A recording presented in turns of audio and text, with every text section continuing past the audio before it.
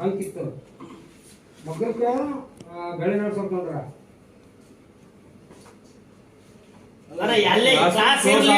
College building ನಾಗ ನಡತ್ರಿ ಅದು college building ನಾಗ ನಡದತ್ತ ಅಂತಂದ್ರ ಅದು ಪೀಕ್ ಅವರ್ಸ್ ಪ್ರೈಮ್ ಅವರ್ಸ್ 11 ಎಲ್ಲಾ ಕಾಲೇಜ್ ಅವ್ರು ಎಲ್ಲಾ ಸ್ಟಾಫ್ ನವ್ರು ಇರ್ತಾರಲ್ರಿ ಕಾಲೇಜ್ನಾಗ.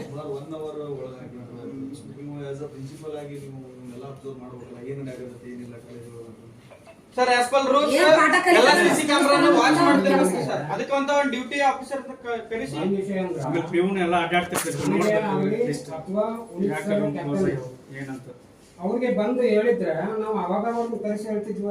ಲಿಸ್ಟ್ ಮಾಡ್ಕೊಳ್ಳೋ ಅವಶ್ಯಕತೆ ಇದ್ದಿಲ್ಲ. ನಮಗೂ ಸರ್ ಎಲ್ಲರೂ ಮೆಂಟಲಿ ಒಂದೇ ತರ ಇರಲ್ಲ.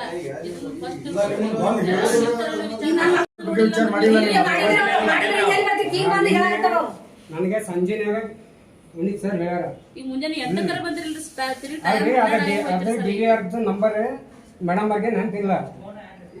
ಈಗ ಆದಾಪನ ಕರೆಸಿ ಅದನ್ನ ಚೆಕ್ ಮಾಡಿಸ್ತೀನಿ.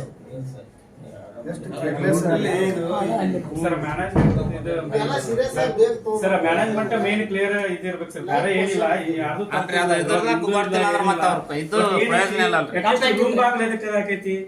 ಇದಾಗೈತಿ. ಆಮೇಲೆ ಸಿಸಿ ಕ್ಯಾಮ್ರಾ ಒಬ್ರು ಯಾರು ಆಪರೇಟ್ ಮಾಡೋರು ಒಬ್ರು ನೋಡ್ಲೇಬೇಕು ಕಂಟಿನ್ಯೂಸ್ ಆಗಿ. ಇಷ್ಟೊಂದ್ ಜನ ಸ್ಟ್ರೆಂತ್ ಐತೆ ಅಂತಂದ್ರ ನೀವ್ ಅಟ್ಲೀಸ್ಟ್ ಅದು ನೋಡ್ಬೇಕು. ಒಬ್ರು ಅಬ್ಸರ್ವ್ ಮಾಡ್ತಿರ್ಬೇಕು. ಯಾರು ಒಳಗ್ ಹೋದ್ರು, ಯಾಕೆ ಬಾಕ್ಲ ಹಾಕಿದ್ರು, ಬಾಕ್ಲ ಯಾವಾಗ ಹಾಕ್ಬಾರ್ದು. ಎಲ್ಲಾರು ಹೋದ್ಮ್ಯಾಗ ಹಾಕ್ಬೇಕು. ಫಸ್ಟ್ ಕಾರಿಡೋರ್ನೇ ಮಾತಾಡ್ಯಾರ. ಜನ ನಿಮ್ಮ ಕಾಲೇಜ್ ಸ್ಟೂಡೆಂಟ್ಸ್ ಸೇರಿದ ಕೂಡನ ಇದು ಗದ್ದಲಾಗ ತಡಿ ಅಂತಂದ್ ಆಮೇಲೆ ಅವರು ಕದ ಹಾಕೊಂಡು ಒಳಗ್ ಕರ್ಕೊಂಡು ಹೋಗ್ಯಾರ. ಜೋರ್ ಜೋರ್ ಬಾಯ್ ಮಾಡಿ ಮಾತಾಡ್ಯಾರ ಅಂತಂದ ನಿಮ್ ಕಾಲೇಜ್ ಹುಡುಗರು ಹೇಳ್ತಾರ್ರಿ ನಮಗ. ಮತ್ತೆ ಪ್ರಿನ್ಸಿಪಾಲ್ರಿಗೆ ಗೊತ್ತಿಲ್ಲ, ಸ್ಟಾಫ್ನವ್ರಿಗೆ ಯಾರಿಗೂ ಗೊತ್ತಿಲ್ಲ, ಪ್ಯೂನ್ಗಳಿಗೆ ಯಾರಿಗೂ ಗೊತ್ತಿಲ್ಲ. ಮತ್ತೆ ಯಾರು ನಂಬಿ ನಾವು ಕಾಲೇಜ್ ಹುಡುಗರು ಕಳಿಸ್ಬೇಕ್ರಿ? ಅಥವಾ ನಾವ್ ಯಾರು ನಂಬಿ ನಾವು ಬರ್ಬೇಕು ಕಾಲೇಜ್? ಬರ್ದಿಟ್ಟಾಳ ಬರದೂನು ಇಟ್ಟಾರ ಅದ್ರಾಗ ಹೆಸರು ಅದು ಎಲ್ಲರ ಹೆಸರು ಬರ್ದಿಟ್ಟಾಳಕಿ. ನಾ ಸತ್ರುನ ಅವ್ರನ್ನ ಬಿಡಬೇಡ ಅಂತ ಹೇಳ ನೋಡ್ರಿ. ಏನ್ ಮಾಡ್ತೀರಿ ಇದಕ್ಕೆ? ಏನ್ ಮಾಡ್ತೀರಿ? ಉತ್ತರ ಕೊಡ್ರಿ. ನಾ ಅಲ್ಲೇ ಪೊಲೀಸರು ಕಂಪ್ಲೇಂಟ್ ಕೊಟ್ಟಿನ್ರಿ. ನಾನು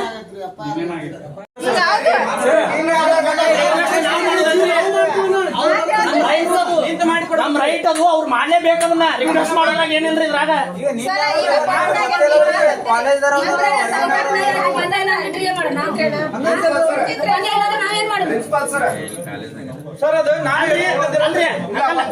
ಅಲ್ಲ, ನೀವು ಮಾತಾಡಬಾರ್ದು, ಸಿಬ್ಬಂದಿಗಳು ಮಾತಾಡ್ಬೇಕು, ಮ್ಯಾನೇಜ್ಮೆಂಟ್ ದವ್ರು ಮಾತಾಡ್ಬೇಕು. ಅವ್ರ ಸುಮ್ ಕುಂತಾರ. ನೀವು ಇನ್ನ ಎಷ್ಟಕ್ಕಿನ ಏನ್ ನಿರ್ಲಕ್ಷ್ಯ ಬೇಕ್ರಿ? ಅವ್ರು ಅಲ್ಲ, ನಾವ್ ಇಷ್ಟ ಕೊಂಡ ಮಂದಿ ಕ್ವಶನ್ ಮಾಡಕತ್ತೀವಿ. ಯಾರು ಒಬ್ರು ಮಾತಾಡತಾರ?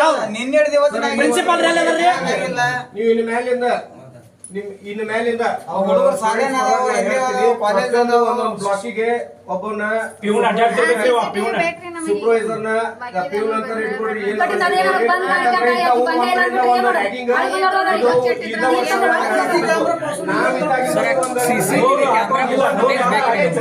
ವಿದ್ಯಾರ್ಥಿ ಪರಿಷತ್ತಿನ ವಿಭಾಗ ಸಂಚಾಲಕ. ನಮ್ಗೆ ನಿನ್ನೆ ಬಂದಂಥ ಬೆಳವಣಿಗೆ ಪ್ರಕಾರ 3 ಗಂಟೆಗೆ ಇದು ಘಟನೆ ಆಗೈತೆ ಸರ್. ಆ ವಿದ್ಯಾರ್ಥಿ ಸುಸೈಡ್ ಮಾಡ್ಕೊಳ್ಳೋ ವಿಷಯ ನಮಗೆ ಗೊತ್ತಾಯ್ತು. ಸೊ ನಾವು ಅವಾಗ ಪೊಲೀಸ್ ಸ್ಟೇಷನ್ಗೆ ಹೋಗಿ ಅದು ಯಾವ ರೀತಿ ಕಾನೂನು ಕ್ರಮ ಏನಾಗಬೇಕು ಅವ್ರ ತಂದೆ ತಾಯಿ ಜೊತೆ ಎಲ್ಲ ಮಾತಾಡಿದ್ವಿ ಸರ್. ನಮಗೆ ಬಂದಂಥ ವಿಷಯ ಏನಪ್ಪ ಅಂತಂದ್ರೆ, ಒಂದು ಕ್ಲಾಸ್ ರೂಮಿನೊಳಗೆ, ಒಂದು ಕಾಲೇಜಿನ ಕ್ಲಾಸ್ ರೂಮಿನೊಳಗೆ ಒಬ್ಬ ವಿದ್ಯಾರ್ಥಿನಿನ 4 ಜನ ವಿದ್ಯಾರ್ಥಿಗಳು ಕರ್ಕೊಂಡು ಹರ್ಯಾಸ್ ಮಾಡ್ತಾರಂತಂದ್ರೆ, ಕಾಲೇಜಿನ ಮ್ಯಾನೇಜ್ಮೆಂಟು ಇರ್ಬೋದು ಅಥವಾ ಸ್ಟಾಫ್ನು ಇರ್ಬೋದು, ಯಾವುದೇ ರೀತಿ ಕ್ರಮ ತಗೊಳ್ಳಾರ್ದ ನಿರ್ಲಕ್ಷ್ಯತೆಯಿಂದ ಬರೀ ಉಡಾಫೆ ಮಾಡಕ್ಕೆ ಕಾಲೇಜಿಗೆ ಬರ್ತಾರನ್ನೋ ಲೆಕ್ಕಕ್ಕೆ ಆಗ್ಬಿಟ್ಟೈತೆ ಸರ್. ಇದು ಒಂದು ಏಡೆಡ್ ಕಾಲೇಜು. ಗೌರ್ಮೆಂಟಿಂದ ಇವರಿಗೆ ತಕ್ಕಾದಂಥ ಇದು ಬರುತ್ತೆ, ಸಂಬಳ ಬರುತ್ತೆ. ಆ ಸಂಬಳಕ್ಕೆ ಬೇಕಾದಂಥ ಕೆಲಸ ಇವ್ರು ಮಾಡತ್ತಿಲ್ಲ ಸರ್ ಕಾಲೇಜ್ನಾಗ. ನಾವೇನಾಗಬೇಕಂತೀವಿ ಸರ್, ಒಂದನೇದ್ದು ನಾಳೆ ಸೋಮವಾರ ದಿನ ಸ್ಟ್ರಿಕ್ಟ್ ಆಗಿ ಭಾವಪೂರ್ವ ಶ್ರದ್ಧಾಂಜಲಿ ಸಲ್ಲಬೇಕು ಸರ್ ಆ ವಿದ್ಯಾರ್ಥಿಗೆ ಕಾಲೇಜ್ನಾಗ. ಒಂದನೇದ್ದು. ಮತ್ತು ಇನ್ನೊಂದು ಏನಂದ್ರೆ, ಈ ಕಾಲೇಜ್ ಮ್ಯಾನೇಜ್ಮೆಂಟ್ ವತಿಯಿಂದ ನಿರ್ಲಕ್ಷ್ಯ ಸಂಬಂಧ ಆಕೆಗೆ ಸೂಕ್ತ ಪರಿಹಾರ ಧನ ಸಿಗ್ಬೇಕು ಸರ್ ಕಾಲೇಜ್ ವಿದ್ಯಾರ್ಥಿಗೆ. ಇಲ್ಲ ಆ ಕ್ರಮ ಏನಾರ ಆಗ್ಲಿಕ್ಕಂದ್ರೆ ನಾವು ದೊಡ್ಡ ಹೋರಾಟಕ್ಕೆ ಕರೆ ಕೊಡ್ತೀವಿ ಸರ್. ನನ್ನ ಹೆಸರು ಪ್ರಥಮೇಶ್ ವಾಗ್ಮೋಡಿ ಸರ್. ತಂಗಿ ರಾಖಿ ಕಟ್ಟಬೇಕಾಗಿತ್ತು ರೀ ನಂಗೆ. ಹಾಂ ಸರ್. ಬಟ್ ರಾಖಿ ಕಟ್ಟು ತಂಗಿ ಭೂಮಿ ಮ್ಯಾಗಿಲ್ರಿ.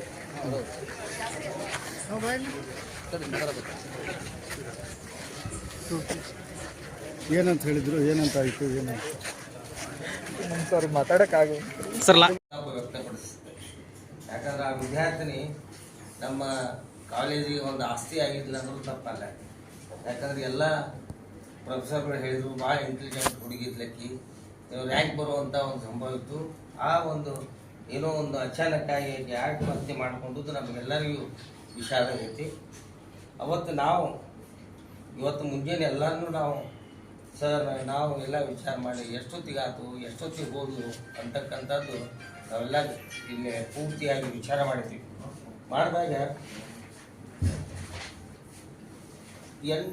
8 ಸದರಿ ವಿದ್ಯಾರ್ಥಿನಿಯು ಮುಂಜಾನೆ 2ನೇ ಮತ್ತು 3ನೇ ಅವಧಿ ವರ್ಗಗಳಲ್ಲಿ ಹಾಜರಾಗ್ಯಾರ. ಅಂದ್ರೆ 9ರಿಂದ 10, 10ರಿಂದ 11ವರೆಗೆ 2 ಬಡು ಕುಂತಾಳೆ, 2 ಬಡು ಹಾಜರಿ ಹಾಕ್ಯಾಳ.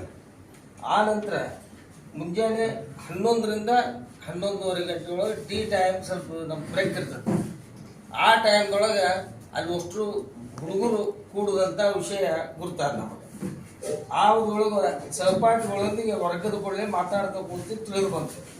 ನಂತರ ಆ ವಿದ್ಯಾರ್ಥಿನಿಯಿಂದ ಹಾಗೂ ಸಹಪಾಠಿಗಳಿಂದ ಸದರಿ ವಿಷಯದ ಬಗ್ಗೆ ನಡೆದ ಘಟನೆಗಳ ಬಗ್ಗೆ ಯಾವುದೇ ದೂರುಗಳಾಗಲಿ ಪ್ರಾಚಾರ್ಯಗಾಗಲಿ ನಮಗಾಗಲಿ ಬಂದಿಲ್ಲ. ಮತ್ತು ಅಲ್ಲಿ 12ಕ್ಕೆ ಎದ್ದು ಹೋಗೋ ಮುಂದೂ ಕೆಲವು ಮಂದಿ ಹೇಳೋದು ಅಳ್ಕೊತ ಹೋದ್ಲು ಅಂತ ನಮ್ಮ ಗಮನಕ್ಕೆ ನಾ 2ರ ಮಟ್ಟ ಇಲ್ಲೇ ಇದ್ದೀನಿ. ಅವತ್ತು ನಮಗೇನು ಆ ಹುಡುಗಿ ಹೋಗಿದ್ದು ಗೊತ್ತಿಲ್ಲ, ಏನಾಗಿದ್ದು ನಮ್ಗೆ ಗೊತ್ತಾಗಿಲ್ಲ. ಅದಕ್ಕೆ ಕೆಲವೊಂದು ಪತ್ರಿಕಾ ಮಾಧ್ಯಮದೊಳಗೆ ಏನಾಗೈತೆ ಅಂತಂದ್ರೆ ರ್ಯಾಗಿಂಗ್ದಿಂದ ಆತ್ಮಹತ್ಯೆ ಮಾಡ್ಕೊಂಡ್ರು ಅಂತ ಒಂದು ವಿಷಯ ಬಂದೈತಿ. ಆ ವಿಷಯನ ಇವತ್ತು ನಾವು ಕ್ಲಿಯರ್ ಮಾಡ್ತೀವಿ. ನಮ್ಮ ಮಹಾವಿದ್ಯಾಲಯದಲ್ಲಿ ರ್ಯಾಗಿಂಗ್ ನಡೆದ ಇಷ್ಟು ವರ್ಷ ಆಯ್ತು. ತಾವು ಕೂಡ ವಿದ್ಯಾರ್ಥಿಗಳಾಗಿ ಕಲಿತೀರಿ. ಒಂದು ಸಲನೂ ರ್ಯಾಗಿಂಗ್ ಅನ್ನೋ ಶಬ್ದ ಮತ್ತು ರ್ಯಾಗಿಂಗ್ ಆಗೇ ಇಲ್ಲ ಅಂತಕ್ಕಂಥದ್ದು ನಾ ಎದೆ ತಟ್ಟಿ ಹೇಳ್ತೀನಿ. ಒಂದು ವಿಷಯ ಆ ಕೆಲವು ಮಾಧ್ಯಮದವ್ರು ಹೆಂಗೆ ಬರೆದ್ರೋ ಗೊತ್ತಿಲ್ಲ, ಅದು ಸತ್ಯಕ್ಕೆ ದೂರವಾದದ್ದು. ತಪ್ಪು ಮಾಹಿತಿಯಿಂದ ಅದಾಯ್ತು.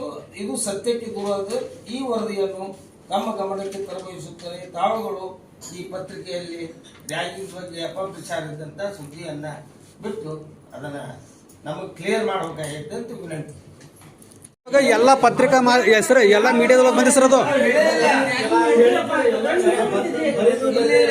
ರ್ಯಾಗಿಂಗ್ ಅನ್ನೋ ಶಬ್ದ ಯಾರು ಮಾತಾಡೇ ಇಲ್ಲ. ರ್ಯಾಗಿಂಗ್ ಅಂತ ಯಾರು ಕೇಳಿದ್ರೆ ಸರ್ ನಾವು ಬರೀಕಿಂತ ಪೂರ್ವದೊಳಗೆ ಎಲ್ಲ ಮಾಧ್ಯಮದೊಳಗೆ ಪ್ರಸಾರ ಆಗೈತೆ ಸರ್. ಅದು ಎಲ್ಲ ಟಿವಿ ಮಾಧ್ಯಮದೊಳಗೆ ಪ್ರಸಾರ ಆಗೈತೆ ಸರ್. ಅದು ಏನ್ರಿ ಸರ್ ಎಲ್ಲ ಮಾನಸಿಕ ಕಿರುಕುಳ ಅಂತ ಬರ್ದ ಬಿಟ್ಟಾರ.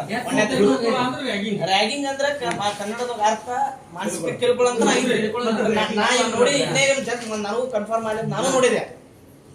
ಅದ ಶಬ್ದನೇ ಐತ್ರಿ. ನಮಗ್ ಗುರ್ತ ಇಲ್ಲಲ್ಲ ಏನಾಗೈತೆ ಅನ್ನೋದು.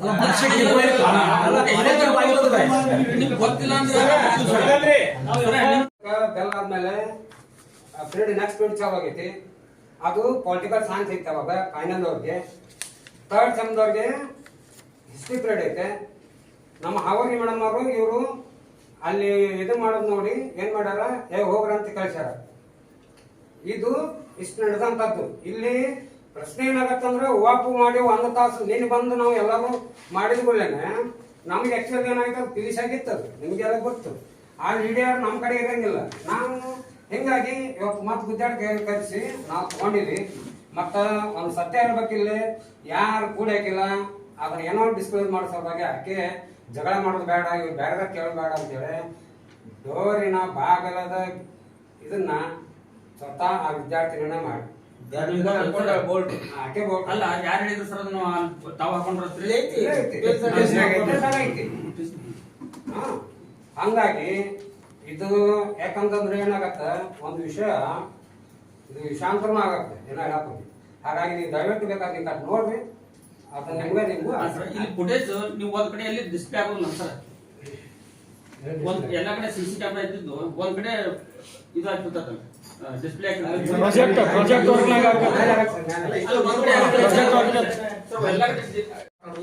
ಆಗಿನ ರೂಮ್ ಹೊರಗೆ ಮತ್ತೆ ಸೌಂಡ್ ಹೋಗ್ತಂತಂದು ತಾನ ಸ್ವತಃ ಬೋರ್ಡ್ ಹಾಕಿದ್ದು. ಮತ್ತೆ ನಮ್ಮ ಕಿಟಕಿ ಒಂದ್ಸಲ ತೆಗೆದು ತಾನ ಹೋಗಿ ಕಿಟಕಿ ಬಂದ್ ಮಾಡ್ತಾಳ.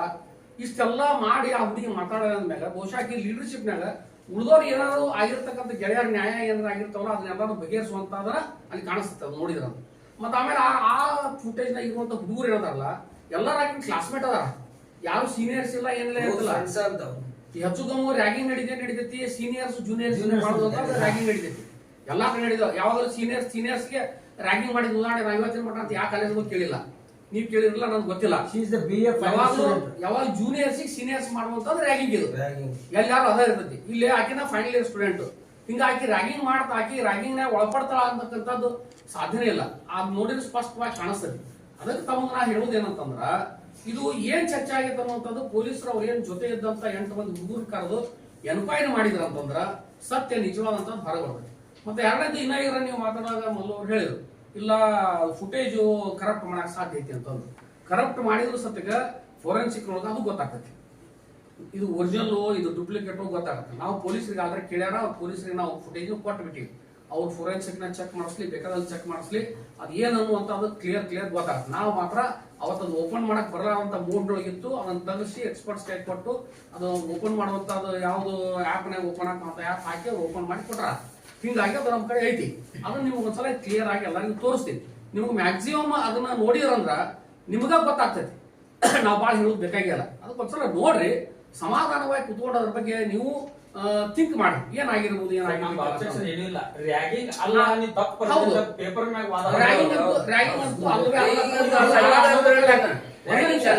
ನಾವು ಸಾರಾ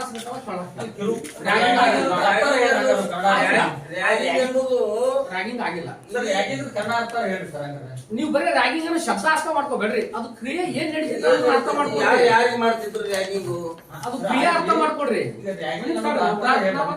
ಸರ್ ಅದಾದ್ರೆ ರ್ಯಾಗಿಂಗ್ ಅನ್ನುವಂತ ಕ್ರಿಯೆ ಐತಲ್ಲ, ಅದನ್ನ ಶಬ್ದ ಬರೀ ತಗೊಂಡ್ ಕುಂದ್ರ ಬ್ಯಾಡ್ರಿ. ರ್ಯಾಗಿಂಗ್ ಅಂದ್ರೆ ಏನ್ ನಡೀತಿರ್ಪ ಡೆಫಿನೇಷನ್ ಹೇಳ್ರಿ ಹಂಗಂದ್ರ. ಸರ್